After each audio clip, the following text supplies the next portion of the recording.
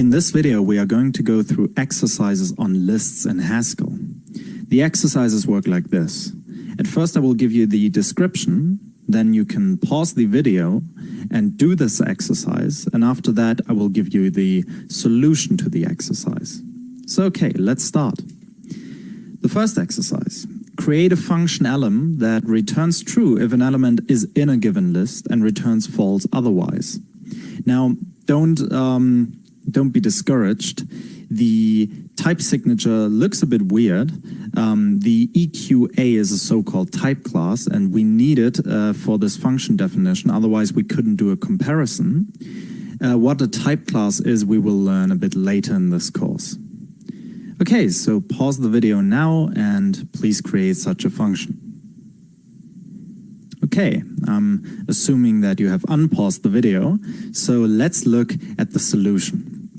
Now, this can be done with two pattern matchings. If we have an empty list, then the element we get is irrelevant, so we can use a wildcard, but we could have given this variable a name if we like. But giving it a wildcard really shows you within the code that whatever this value is irrelevant. And of course, an empty list doesn't have any elements, so we return false. And otherwise, we do this little Boolean operation where we say, well, if there is an element in it, so if there's an element X within the list, we compare it with E, and if they are the same, then of course we have found this element, so we have to return true. We can do this with the Boolean OR. You could have done this with an if statement, saying if E equals X, then true, else elem E XS. You could do it like that, but using the Boolean OR is just nicer style, in my opinion. Okay, exercise 2. Create a function nub that removes all duplicates from a given list. It's important that it's irrelevant in what order you remove duplicates. There is a function nub and a function elem for that matter in the data.list module. Don't use them, make your own. Now, nub in the data.list module removes duplicates after it has found other variables. How you do it is irrelevant. You can do it however you like. You can remove whatever duplicates you like from that given list. The order is irrelevant for this task. Okay, so pause the video now. Okay, so let's look at the solution. This can be done with two pattern matchings. Of course, if we have an empty list, then we return an empty list since there are no duplicates in it. And if we have some element X in the list, we check if it's an element in XS already, so then in this case we would have a duplicate, and we simply don't add it to our recursive call. Otherwise, we build a new list, X and X prepended to the recursive result. This is the infix syntax for the elem function. You could write it elem x xs and it would be the same. Okay, so let's look at exercise 3. Create a function is ASC that returns true if the list given to it is a list of ascending order, meaning that a list 1, 2, 3, 4, 5 is ascending, a list 1, 2, 2, 2, 3 is also ascending, but a list like 1, 2, 3, 3, 2, 1, that is not ascending. Okay, so pause the video now. Okay, so let's look at a solution. This can be done with 3 patterns, and those 3 patterns maybe look a bit weird because we haven't explicitly talked about the third pattern. Let's look at the first 2. Well, if there are no elements in the list, or if there's one element in the list has to be of ascending order.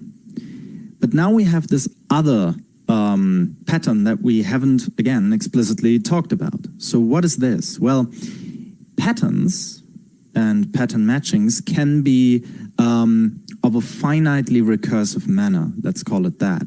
So you can do a pattern like X, XS, but you can do that same pattern on XS again. So instead of writing X, XS, we can do X, Y, XS. So what we have here is a list that has at least 2 elements in it, and then, some other list. Okay, so let's look at what we're doing here. We look at the first 2 elements of a list, and then see if they are in an ascending order. If that is true, then we look at the recursive result of y-axis, because we cannot look at the recursive result of access, since we have to look at y and the next element in access. This function also could have been done with tail and head and some checking with null, but it's a bit more complicated. This pattern makes it much easier. For the last exercise, we want to look at directed graphs. Those directed graphs are encoded as a list of int tuples. So, for example, we have a list with the tuple 1, 2 in it. This means that we have the nodes 1 and 2, and we have a directed edge going from 1 to 2. Now, for this exercise, we implicitly think of a graph that has all the nodes in it that exist, so you never have to check if a certain node exists or not. Also for this exercise, we're interested in paths. So we are interested, for example, does there exist a path going from 1 to 3? In this case, yes, it does. And does there exist a path going from 4 to 2? Well, yes, it does. But there is no path going from 4 to 1, since the only edge connecting 1 and 2 has the wrong direction. So, okay, the exercise is the following. Create a function hasPath that determines if a path from one node to another exists within a directed graph. The function, as its first argument, gets a list of the edges, then the starting node, then the end node, and it should return true if there is a path and false if there isn't. Again, you do not have to check if a node is within this list of edges or not. We just implicitly think about it in a way where we say, well, every node that we look at also exists. Okay, so pause the video now. Okay, so let's look at the solution. The general idea of this solution is the following. We start at the starting node. We then take all the edges that we can. So we look at all the reachable nodes from this one node. We delete all of the edges that we just looked at. This is done in order to not have infinite recursion if there are loops within the graph. And after we did that, we start a new search from every reachable node that we looked at. So let's look at how this is done in the implementation. The first pattern is very simple. If we have no edges anymore to look at, we just have to check if the starting node is the end node. The same goes for the case where we have edges, because in this case, we want to look at, well, is the starting node already the end node? In this case, yes, there exists a path. And otherwise, we do this recursive search. First, we prepare a new list of edges called xs prime. And xs prime is defined as the following. It's all the tuples from xs where n does not equal x. So what are we doing here? Well, again, we are looking at all the reachable nodes going from x. So we have to delete all of the edges we just took. Again, we do this so that if there are any cycles in the graph, this wouldn't be a problem.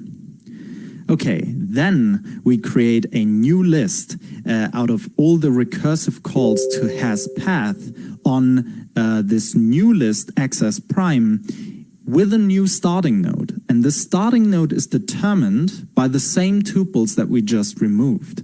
The tuples where n equals x. So those are the edges where we start at x and then end up at a certain other node. We call this node m, and we start a new recursive search here. Now, if any of these searches returns true, then we found a path. So we OR the whole list, because this would be a list of booleans. So we OR the whole list. We do a logical OR on this whole list, so that if any of these searches returns true, we return true in the end. Now, there are other solutions for this function. There are actually many solutions. This may be a bit more a condensed version where we also use some list comprehensions, let bindings, the OR function that we already looked at. But if you have another solution, please write a comment, and if you find any suggestions, if you have found a better implementation for any of these functions, please share them in the comments. It would be interesting to look at them. Okay, see you next time.